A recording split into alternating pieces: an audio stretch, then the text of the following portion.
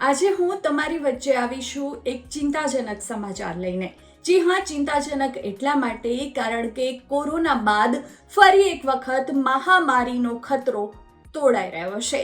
અને આ હું નથી કહી રહી, આ WHO એટલે કે વર્લ્ડ હેલ્થ ઓર્ગેનાઇઝેશનનું કહેવું છે ને એટલા માટે જ બે વખત હેલ્થ એડવાઇઝરી પણ જાહેર કરવામાં આવી છે।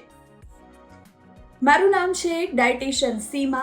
જે લોકો ચેનલ પર નવા છે તેમને હું કહી દઉં કે હું એક સર્ટિફાઈડ ડાયટિશિયન છું અને છેલ્લા ઘણા વર્ષથી પ્રેક્ટિસ કરી રહ્યું છું। મારા ક્લાયન્ટ ના માત્ર ગુજરાત દેશમાં પણ છે અને આ ઉપરાંત US, કેનેડા, UK, ઓસ્ટ્રેલિયા દરેક જગ્યાએથી મારી સાથે ક્લાયન્ટ જોડાયેલા છે અને તમામને ખૂબ સારું રિઝલ્ટ મળ્યું છે। આ ચેનલ પર આપ નવા છો તો આ ચેનલની વિશે હું આપને કહી દઉં કે આ ચેનલ પર અમે હંમેશા એવા વિડીયો આપના સુધી લાવીએ છીએ જે આપના માટે યુઝફુલ હોય અને જેના થકી જે વિડીયોના મેસેજ અથવા તો તેમાં આપેલી માહિતી દ્વારા આપ ફિટ થઈ શકો, સ્વસ્થ થઈ શકો। વાત કરીએ મહામારીના ખતરાની તો આ મહામારીનો ખતરો જે તોડાઈ રહ્યો છે તેનું નામ છે મંકીપોક્સ। જી હા, મંકીપોક્સ નામનો વાયરસ છે અત્યારે ખૂબ ઝડપથી પ્રસરી રહ્યો છે। કોંગોમાં આ વાયરસની શરૂઆત થઈ અને ત્યાર પછી ધીરે ધીરે તેની આજુબાજુના તમામ દેશોમાં પ્રસરવા લાગ્યો। એટલું જ નહીં, હવે ભારતના આસપાસના દેશો એટલે કે પાકિસ્તાન અને UAEમાં પણ મંકીપોક્સના કેસ સામે આવી ચૂક્યા છે ને એટલા માટે જ કદાચ આપણા માટે સૌથી વધુ ટેન્શનની વાત છે। વળી જો વાત કરીએ સંક્રમણની તો આ રોગ છે તે પણ સ્પર્શ કરવાથી પણ ફેલાઈ શકે છે। છીંક જે દર્દી છે એને છીંક આવે અને એના દ્વારા પણ ફેલાઈ શકે છે ને એટલા માટે જ ખતરો વધારે છે। લક્ષણો શું છે તેની વાત પણ કરીશ અને સાથે હું આપને એ પણ કહીશ કે સાવધાની શું રાખવી જોઈએ। પરંતુ પહેલા ખતરો કેમ મોટો છે તેની વાત કરીએ તો તેનો અંદાજો એ પરથી જ આવી જાય કે ભારત સરકારે તાત્કાલિક બેઠક પણ બોલાવી હતી ને એટલું જ નહીં, એરપોર્ટને પણ આ અંગે સાવચેત કરવામાં આવ્યા છે અને WHO તો પહેલા જ બાકી તમામ દેશોને પણ એલર્ટ રહેવા માટે કહી દીધું છે। એટલે ખતરો પ્રમાણમાં મોટો છે અને એવું નથી કે મંકીપોક્સનો કેસ છે તે પહેલી વાર સામે આવ્યો હોય। 1970થી આ કેસ સામે આવતા રહે છે। સૌથી પહેલો કેસ પણ કોંગોમાં જ એક મહિલાને નોંધાયો હતો, તે સંક્રમિત થઈ હતી અને ત્યારબાદ ધીરે ધીરે કેસ છે તે વધવા લાગ્યા હતા। ટેન્શનની વાત એ પણ છે કે તેની કોઈ કારગર રસી શોધાઈ નથી। લક્ષણોની વાત કરીએ તો લક્ષણો જેવી રીતે બાકી બધામાં હોય છે એ જ રીતે ખૂબ થાક લાગે છે, માંસપેશીઓ જે છે એમાં દુખાવો થાય છે, શરીર દર્દ કરે છે, શરદી થાય છે, ઉધરસ થાય છે, ગળામાં દુખાવો થાય છે। એટલે આ તમામ જે લક્ષણો છે વાયરસમાં સામાન્ય રીતે આપણને જોવા મળતા હોય છે અને કોરોનામાં પણ આ તમામ જોવા મળતા હતા। પરંતુ આ તમામથી ઉપર એક જે લક્ષણ છે એ ખરેખર બહુ દર્દનાક છે કારણ કે આખા શરીર પર લાલ રંગના ચકમા પડી જાય છે અને એમાં દુખાવો પણ ખૂબ થાય છે।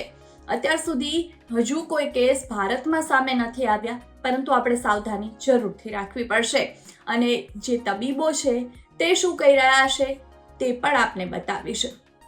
પરંતુ ત્યાર પહેલા વાત એ કરી લઈએ કે આપણે સાવધાની કઈ રીતે રાખી શકીએ। તો આપણે પહેલા તો આપણી ઇમ્યુનિટીને બૂસ્ટ કરવી પડશે। જો આપણી ઇમ્યુનિટી બૂસ્ટ હશે તો ચોક્કસથી આપણે કોઈ પણ વાયરસ આવે, કોઈ પણ બીમારી આવે એને નાથી શકશું કારણ કે આપણા શરીરની અંદર જ આ ગુડ બેક્ટેરિયા હશે અને તે કોઈ પણ વાયરસનો ખાત્મો કરી શકશે।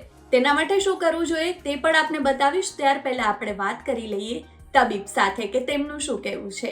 તો રેડ ક્રોસથી મારી સાથે જોડાયા છે MD એટલે કે ડૉક્ટર અને તેમને જ આપણે પૂછીએ કે મંકીપોક્સ જેવી જે બીમારીનો ખતરો તોડાઈ રહ્યો છે ત્યારે આપણે સાવધાની રાખવા માટે શું કરવું જોઈએ। નમસ્કાર મિત્રો, હું ડૉક્ટર સાજન લિંબાચિયા ચેપી રોગ નિષ્ણાત તરીકે આજના મંકીપોક્સ વાયરસ વિશેની તમને થોડી જાણકારી આપવા માંગુ છું। આ વાયરસ તમારા શરીરની અંદર તાવ, માથાનો દુખાવો, લસિકા ગ્રંથિનો સોજો એટલે કે લિમ્ફ નોડનું સ્વેલિંગ કરતો હોય છે। અને સાથે સાથે તે તમારા શરીરની સ્કિનની અંદર ઝીણી ઝીણી ફોડલીઓ કરતો હોય છે. તો આવા ફ્લૂના લક્ષણો તમને જ્યારે પણ દેખાય તો ત્યારે તમારે તમારી જાતને અલગ કરવી જોઈએ. મંકીપોક્સ વાયરસ કોઈનું ઇન્ફેક્શન કોઈની અંદર થયું હોય તો તમારે એ વ્યક્તિથી થોડું દૂર રહેવું જોઈએ. જો તમને તાવ આવતો હોય અને દવા લીધા પછી પણ તાવ ઉતરતો ના હોય તો તમારે તરત જ ડૉક્ટરનો સંપર્ક કરવો જોઈએ. ઘરમાં સ્વચ્છતાનું ધ્યાન રાખવું જોઈએ. અને જો તમને તાવ આવતો હોય તો તમારે બાળકોથી દૂર રહેવું જોઈએ, પ્રાણીઓના સંપર્કમાં ના આવવું જોઈએ. અને આ વાયરસની ગંભીરતા એટલા માટે જરૂરી છે કે આ વાયરસના ઇન્ફેક્શનથી ચેપી રોગ તરીકે તમારા મગજના ચેપ એટલે કે એન્કેફેલાઇટિસ નામનો રોગ પણ થતો હોય છે. તો એ રોગની ગંભીરતાને ધ્યાનમાં લઈને તમને આવા ચિહ્નો દેખાય તો તમારે તરત જ ડૉક્ટરનો સંપર્ક કરવો જોઈએ. અને હવે હું આપને બતાવું કે આપ સાવધાની રાખવાની સાથોસાથ તમારી ઇમ્યુનિટીને કઈ રીતે વધારી શકશો. તો એકદમ સિમ્પલ છે. આપણે ઘરનું હોમમેડ ખાવાનું છે.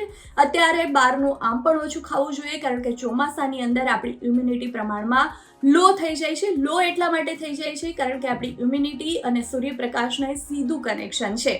સૂર્યનો પ્રકાશ ચોમાસા દરમિયાન ઓછો મળતો હોય છે અને તેને કારણે આપણી ઇમ્યુનિટી લો હોય છે. એટલે જો તમે ઘરે બનાવેલું તાજું ખાશો, વાસી ખોરાક ખાવાનું છોડી દેશો, તીખું તળેલું ફાસ્ટ ફૂડ જંક ફૂડ થોડા સમય માટે મૂકી દેશો તો આપોઆપ તમારી ઇમ્યુનિટી બૂસ્ટ થઈ જશે. અને સાથે જ શું કરવાનું છે તો સાથે તમારે હલ્દી ટી લેવાની છે. હલ્દી છે એન્ટીબેક્ટેરિયલ હોય છે એટલે શરીરમાં કોઈ પણ વાયરસ બેક્ટેરિયાને એક્ટિવ નથી થવા દેતી અને સાથે જ તમારી ઇમ્યુનિટીને પણ બૂસ્ટ કરવાનું કામ કરે છે. એન્ટીઓક્સિડન્ટ તો છે જ એટલા માટે હલ્દી ટી લેવાની છે. જો તમને ના ખબર હોય કે હલ્દી ટી કેવી રીતે બનાવી તો મારી ચેનલ પર મેં તેનો વિડીયો શેર કરેલો છે. તમે તે વિડીયો જોઈ શકો છો અને તે મુજબ દરરોજ રાત્રે તમારે હલ્દી ટી પીવાનું શરૂ કરી દેવાનું છે. મંકી પોક્સના ખતરાથી આપણે બિલકુલ ડરવાની જરૂર નથી, પરંતુ સાવધાની ખૂબ જરૂરી છે. અને તેના માટે તમે બસ આટલું કરો અને સાથે જ સાવચેત રહો. ફરી મળીશું આવા જ યુઝફુલ વિડીયો સાથે. અત્યારે આપશો રજા. નમસ્કાર.